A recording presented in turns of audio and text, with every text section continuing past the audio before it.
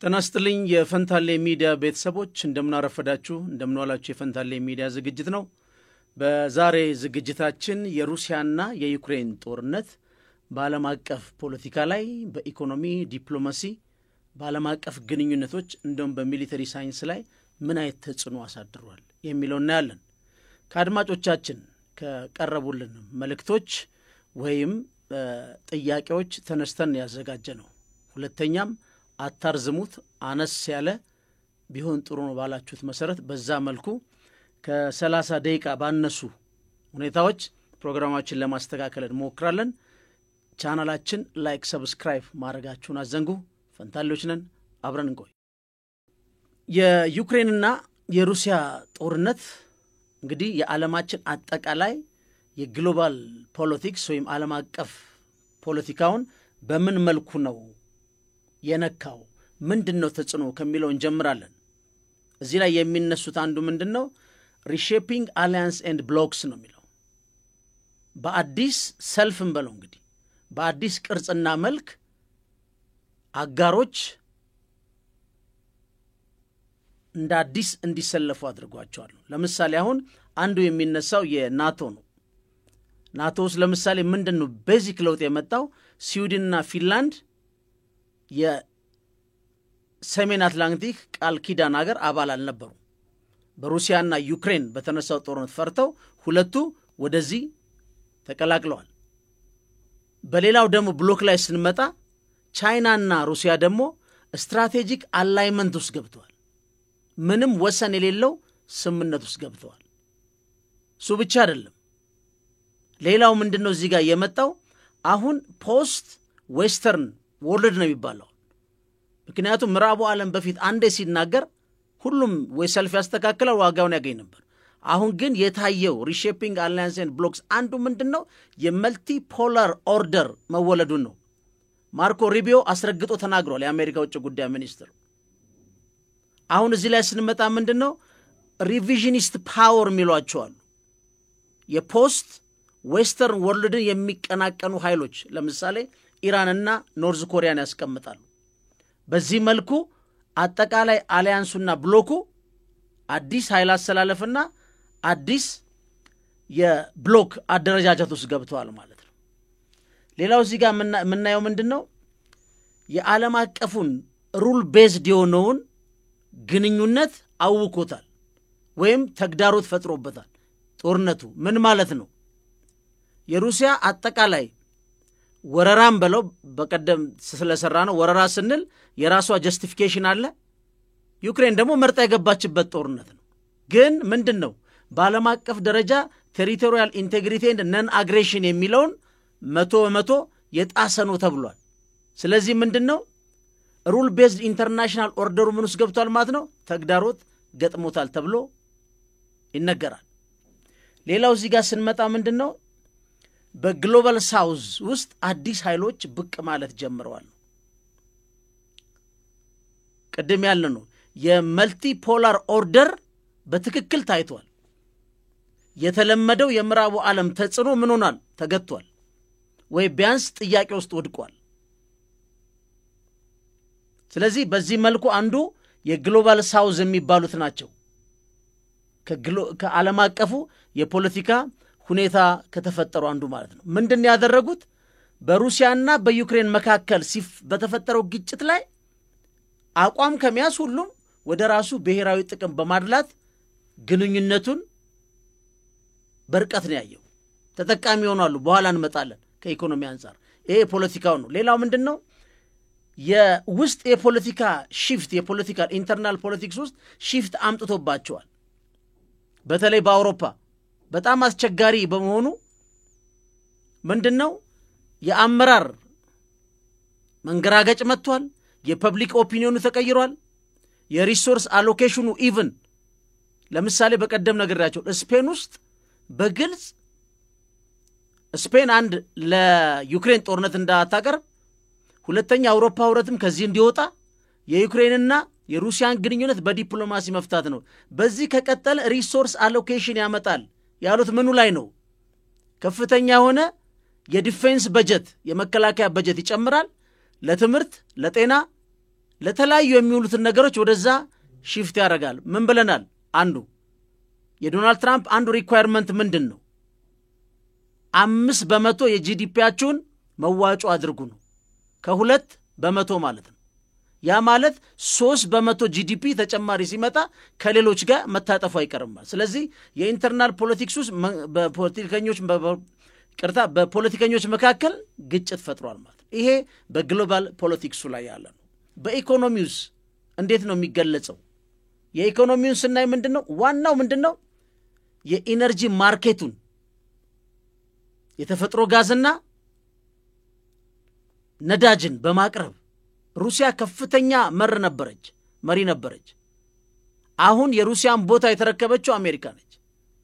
አሜሪካ አንዱ ሳንክሽኑን ማንሳት አለማንሳት አሁን የተቀመጠችበትን የነዳጅ የተፈጥሮ ጋዝ የገበያ መሪነቷን ራሱ አንዱ ያሳጣታል። ለምን? ሩሲያ ምን አርጋለች? ዲዶላራይዜሽን የራሷን ገንዘብ ለዓለም አቀፍ ገበያ አቅርባ ጠንካራ አርገዋለች። ከሩሲያውን ሲገዙ በሩብል ነው የሚገዙት። ስለዚህ የዲዶላራይዜሽኑን በብሪክስ በጣም ፕሮፓጌት ከሚያደርጉት አንዱ ሩሲያ ነች።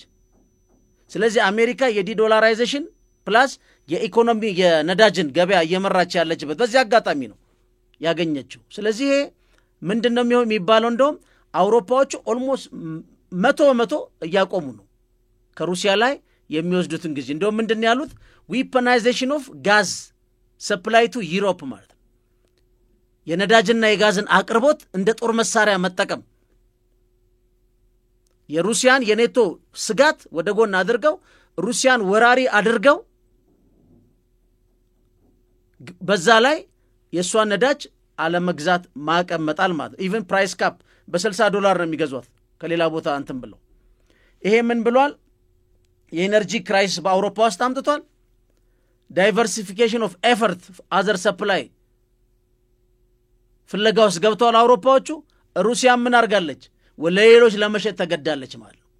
ሁለቱም ከአሜሪካና ከሌሎች እየገዙ ነው አውሮፓዎቹ። ሩሲያ ደግሞ ለህንድና ቻይና እያቀረበች ነው። እናየዋለን በኋላ። ሌላው ምንድነው የመጣው? ከኢኮኖሚ አንፃር የፉድ ሴኩሪቲ ክራይሲስ መጥቷል። ምን ማለት ነው? ዩክሬንና ሩሲያ በዓለማችን ላይ ትልቅ የሆነ የስንዴ፣ የገብስ፣ የበቆሎ፣ የሰንፍላወር ኦይል አቅራቢዎች ናቸው። ይሄ ሰፕላይ ቼን አሁን ተመቷል። የፉድ ሴኩሪቲ ክራይሲሱ አንዱ እሱ ነው። ይህ ምን ማለት ነው? የአግሪካልቸራል ፕሮዳክሽኑን እንዲረበሽ ወይም ሰፕላይ ቼኑ እንዲታወክ ተደርጓል ማለት ነው። ሌላው ምንድነው? እዚህ ጋር ያለው የሰፕላይ ቼን ኤንድ ኤክስፖርት አግሪካልቸሩ አለ፣ ይመረታል። ከዛ ሰፕላይ ቼኑ አለ፣ ከዛ ኤክስፖርት የሚደረግ እነዚህ ሂደቶች ሁሉ ተዛንፈዋል ማለት ነው። ለምሳሌ እኛ ሀገር የስንዴ የማዳበሪያ አቅርቦት ከየት የመጣ ነው? አንዱ የዶላር ለፍሎቲንግ ማርኬቱ መሰጠት ነው ዋናው። ግን ቢሆንም ሩሲያና ዩክሬን ለዓለም የሚያቀርቡት የሰፕላይ ቼኖች መዛባት ብዙ ጊዜ አጋጥመዋል። ግብጽ እነ ምናምን ከፍተኛ ስንዴ ገዢዎች ናቸው። ቱርክ እያግባባች ነው በኦዴሳ የዩክሬን ኢቭን ለገበያ እንዲቀርብ ሲደረግ የነበረው። ሌላው እዚህ ጋር ስንመጣ ምንድነው? የኢንፍሌሽን የግሽበት መጨመር በከፍተኛ ሁኔታ ግሽበት ጨምሯል። ታስታውስ እንደሆነ የጦርነት ከመምጣቱ በፊት ዓለም ምን ፌስ አርጋ ነበር? የኮቪድ-19 ወረርሽኝ የዓለምን ኢኮኖሚ በተለይ ሰፕላይ ቼኑን ሙሉ ለሙሉ መጥቶ ሰዎች እንኳን ስራ እንዳይሰሩ ቤት ውስጥ እንዲቀመጡ ከፍተኛ ምን አርጓል? አስተዋጽኦ ነበረው። ከዚህ ሳያገግም ነው ወደ ጦርነት ውስጥ የተገባው 22 ላይ። ጦርነቱ ግን የተጀመረው መቼ ነው?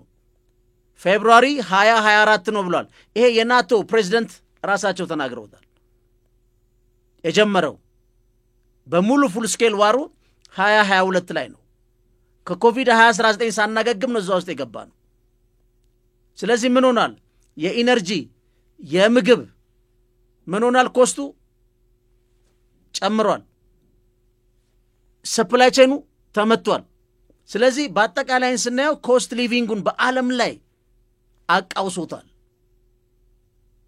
ሌላው እዚህ ላይ ስንመጣ የማዕቀብ የሳንክሽን መጣል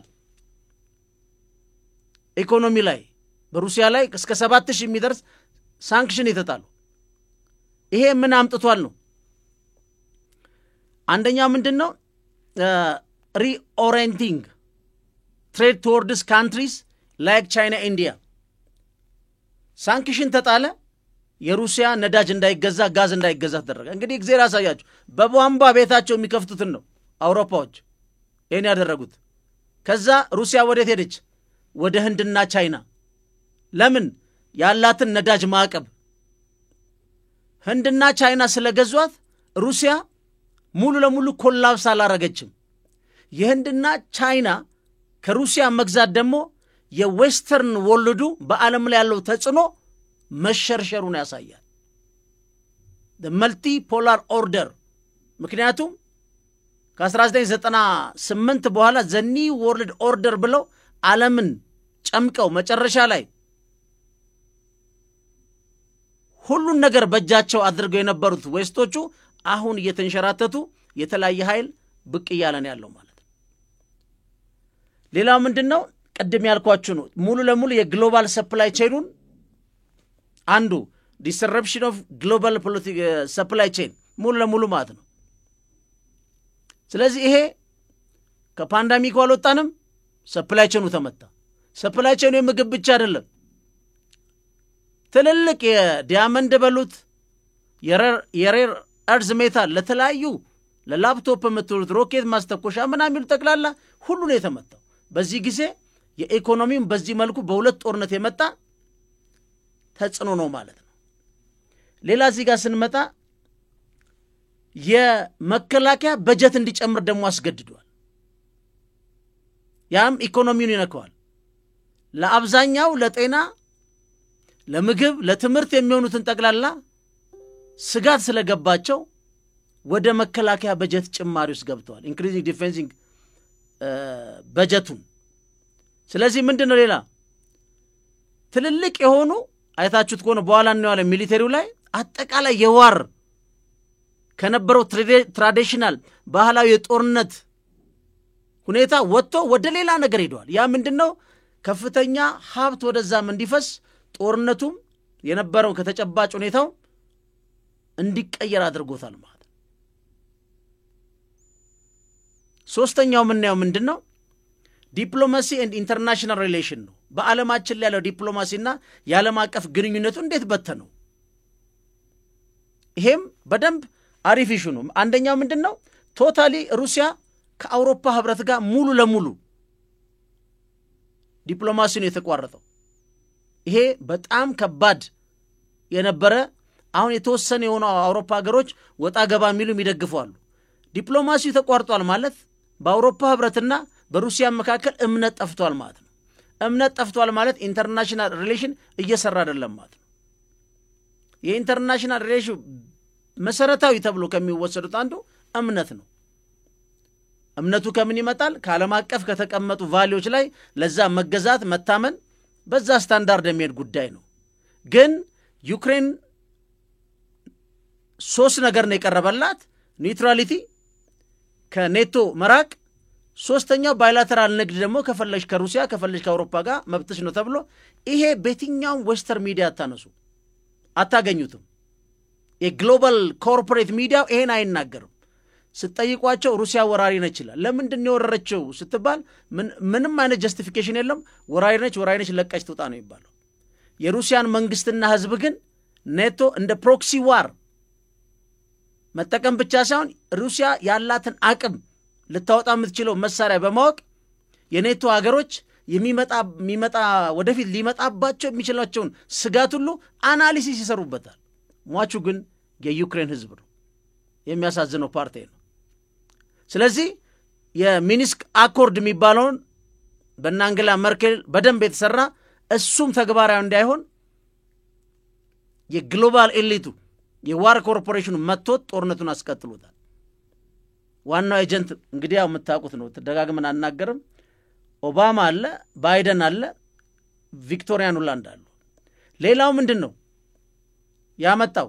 በዓለም አቀፍ ተቋሞች ላይ ድክመት ያልታዩ ሪቫይዝ እንዲደረጉ አስደንጋጭ ነገሮች ሁሉ መጥተዋል። ያላቸው ሊሚቴሽን ስትራክቸራሊ ደግሞ የኢንተርናሽናል ሪሌሽኑ በተለይ የቬቶ ፓወር ላይ በራሳቸው ኢንተረስት የሚሰጡት ውሳኔ ኢቭን በራሳቸው መንግስት የቀረበን ፍላጎቱን በቬቶ ያስቀሩ ማለት ነው። ይሄ በጣም አስደንጋጭ ነበር። ለምሳሌ ሩሲያ ምንም ነገር የሚደረግባትን በቬቶ ጥለዋለች። አሜሪካ፣ ጀርመን፣ ፈረንሳይ ቢደመሩ የሚያመጡት የለም። ቻይና በአብስቴን ታልፋለች። ይሄ አሁን ምንድነው ያመጣው? ሊሚቴሽኑና ስትራክቸራል ፍላውስ እንዳሉበት የሚያሳይ ግንኙነት ታይቷል ማለት። ስለዚህ የተባበሩት መንግስታት የጸጥታ ካውንስሉ ራሱ ጥያቄ ውስጥ እና አሜሪካ ይወጣልን እስከማለት ደርሰው ነበር። ይሄ አንዱ ነው የዓለም አቀፍ ተቋማትን በስትራክቸራሊ መዋቅራዊ በሁኔታ ጥያቄ ውስጥ ይጣለ ነው። ሌላው ምንድነው? ባልተለመደ መልኩ መልቲላተራል ኢንጌጅመንት እንዲጨምር አድርጓል። በተለያየ መልኩ ግን በተከፋፈለ መልኩ ማለት ነው። ለምሳሌ ሙሉ ለሙሉ ብትወስዱት በሩሲያ ጋር ይቆማሉ፣ ዩክሬን ደግሞ ሙሉ ለሙሉ ይደግፋሉ። የዩኤን ጀነራል አሰምብሊው ራሱ በተከፋፈለ ድምጽ ነው። አፍሪካኖች ደግፈዋል፣ እንትን አልደገፉም። አንዳንዶቹ እንደውም ድምጽ አንሰጥም ብለው ወጥቷል። እንደ ኢትዮጵያነት ለምሳሌ ምክንያቱም ሩል ቤስድ የሆነ ዓለም አቀፍ ግንኙነት በእንደዚህ አይነት ሁኔታ ሲመጣ ዩክሬንና ሩሲያ ላይ ከሩል ቤስዱ የበለጠ ኢንተረስት እሱ ብቻ አይደለም። የዌስተርን ፖስት ዌስተርን ወርልድ ነው የሚባለው የምዕራቡን ዓለም ጫና እንኳን ሳይፈሩ አፍሪካኖች ሙሉ ለሙሉ ለሩሲያ ይሰጣሉ። ኢቭን በዚህ ልዩነት ሩሲያ አፍሪካ ውስጥ እንደ አዲስ ኃይል ተወልዳ ጫና ያረጋችበት ያለበት ጉዳይ አለ ማለት ነው። ስለዚህ መልቲላተራል ኢንጌጅመንቱ ከራስ አገር ኢንተረስት እንጂ ከሩል ቤዝድ ኮን ኢንተርናሽናል ሪሌሽን አልመነጭ ብሎ ብዙ ነገር በተለይ ግሎባል ሳውዞቹ የተለየ ስታንድ ነው ያዙት። ሩሲያ ኮላፕስ ያላረጋችው በቻይናና በህንድ ነው። ከአውሮፓዎች የሚገዙት ያህል የሚሸምቱት። ሌላው ምንድነው?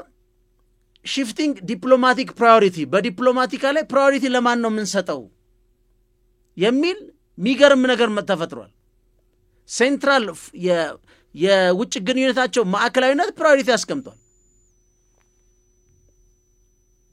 ለማን ነው ልናዳላ የሚገባው? የትኛው ኢንተረስት ነው መቅደም ያለበት? ይሄ በጣም የተለየ። በፊት ምንድነው ዌስቱ ዓለም ምዕራቡ ሙሉ ለሙሉ ዩክሬን ላይ ነው ያለው፣ ሳውዙ እና አፍሪካ ደግሞ ሩሲያ ጋር ነው ያሉት። ስለዚህ በውጭ ግንኙነት ፖሊሲያቸው ማዕከላቸው ላይ ፕራዮሪቲ ማስቀመጥ አድርገዋል። ምክንያቱም ሩል ቤዝድ አይደለም፣ ኢንተረስት ነው ሊድ ያደርጋ ያለው። ሌላው ኒው ዲፕሎማቲክ ፎርማት መጥቷል ባልተለመደ መልኩ። ይሄ አሁን G7ኖች እንዳለ ሳንክሽን ማለት ነው የሚሊተሪ ኤድ በሚል ሁኔታ ሩሲያ ላይ ጥለዋል። ኢቭን እስከ ማባረር ሄደዋል። ይሄ አሁን ምንድነው ነው? በተባበሩት መንግስታት የሚጣሉ ማዕቀቦች የኢኮኖሚም የምናምን ቀርተው የተወሰኑ ግሩፖች አሁን G7 አይነት በቃ ከሷ ጋር አንሰራም ባን አርገናል ይላል። አሁን የኒው ፎርማት ኢንተርናሽናል ሪሌሽኑ ዩኤን አለ አፕላይ የሚደረግበት፣ ግን እንደነዚህ አይነት የተወሰኑ አካሎች ከዩኤን ውጪ ከዓለም አቀፍ ግንኙነት መርህ ውጪ ራሳቸው ባን ያረጉ ይጣላሉ ማለት። ይሄ ደግሞ ከዚህም አልፎ አገሮች አሜሪካን ብቻዋን ምጥለዋል በተባበሩት መንግስታት በሌላ ማሸነፍ በሚያቀታ ጊዜ የአሜሪካ ኮንግረስ ብቻውን ይጥላል። አልሰማም አላናግርም ይላል። እንደዚህ አይነት ነገሮች ኒው ዲፕሎማቲክ ፎርማት አምጥተዋል። የመጨረሻው ምንድነው? በሚሊተሪ ሳይንሱ ላይ ምንድነው ለውጡ የመጣው? በሚሊተሪ ሳይንሱ ላይ ምንድነው ለውጡ? ዋናው ይሄ ምንድነው ያለው? ሪኢቫሉዌሽን ኦፍ ምንድነው ኮንቬንሽናል ዋርፌር፣ ከተለመዱት የጦርነት ውጪ ነገሮች ሪአሰስ ሪኢቫሉዌት እንዲደረጉ ተደርገዋል። ያልተለመዱ አሁን በፊት ምንድነው በጣም ላርጅ ስኬል ሃይ ኢንቴንሲቲ ላቦራቶሪ ሞደርን ኮንቬንሽናል ዋርስ መናር ቻሌንጅ ያደረጉት ማንን ነው? ይሄን ማን ነው ቻሌንጅ ያደረገው? አዳዲስ ቴክኖሎጂዎች በከፍተኛ ሁኔታ ቻሌንጅ አድርገዋል። የለመድ ነው። እኛ ታንክ እናቃለን፣ መድፍ እናቃለን፣ አውሮፕላን እናቃለን፣ ምን እናቃለን። ከየት መጡ ሳይባሉ የድሮን የኤሌክትሮኒክ ዋርፌሮች ሪሼፕ አደረጉት ዋሩን ራሱ። ብዙ ሀገሮች እንዲነቁ የሚቀጥለው ጦርነት ወዴት ነው የሚሄደውን እስከ ማለት አምጥተዋል ማለት ነው። ስለዚህ ይሄ ምንድን ያደረጉት በጣም ላርጅ ስኬል ነው። ሃይ ኢንቴንሲቲ የሆነ ላቦራቶሪ ብዙ ሞክረዋል። ስለዚህ ሪኢቫሉዌሽን ኦፍ ኮንቬንሽናል ዋርፌር ከተለመደ ውጭ ሌላው ምንድን ነው? የድሮን ተጽዕኖ በአደባባይ ወጣ። በሚሊቴሪ ላይ ያመጣው በሚያስደንቅ ሁኔታ ማለት ነው።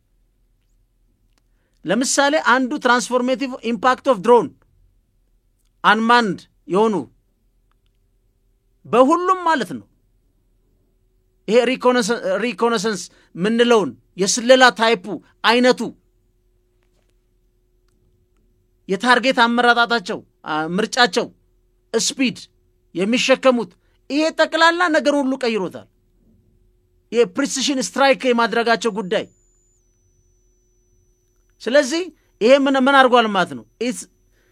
ወደ ግሎባል ድሮን ዴቨሎፕመንት ኤንድ ግዢዎች ላይ ፎከስ እንዲያደርጉ አድርጓል ማለት። ስለዚህ ድሮኑ አልተለመደም፣ ግን ጦርነቱን ቀየረው። በቃ በሚሊቴሪው ላይ አንዱ ያመጣው ችግር ነው የድሮን ዶሚናንስ ኦፍ ድሮን ማለት ነው። ሌላው ምንድን ነው? ኤሌክትሮኒክ ዋርፌር ገስፈው ነው የወጡት። ዋናው ምንድን ነው? የዚህ የኮሚኒኬሽን መገናኛዎችን መረበሽ፣ ድሮኖቹ ሲሄዱ ሊያገኙት የሚችሉትን የሳተላይትም የምድር ሰፖርት እሱን ጃም ማድረግ፣ ከዛ ድሮኑ ይደፋል። ሌሎች አጠቃላይ ዲፌንስ ሲስተሞች ላይ ይሄን ነገር ኤሌክትሮኒክ ዋርፌር በመጠቀም በጣም የሚገርም ወታደራዊ ሳይንስና ጥበብ ነው የታየው። ስለዚህ ይሄ ወደ አዲስ ኢኖቬሽን ወደ አዲስ የጦር መሳሪያ ፍላጋ ውስጥ ኢቭን ውድድር ውስጥ ሊጥል ይችላል እየተባለ እየዘመኑ ያለበት ሁኔታ ነው። ሌላው ምንድነው?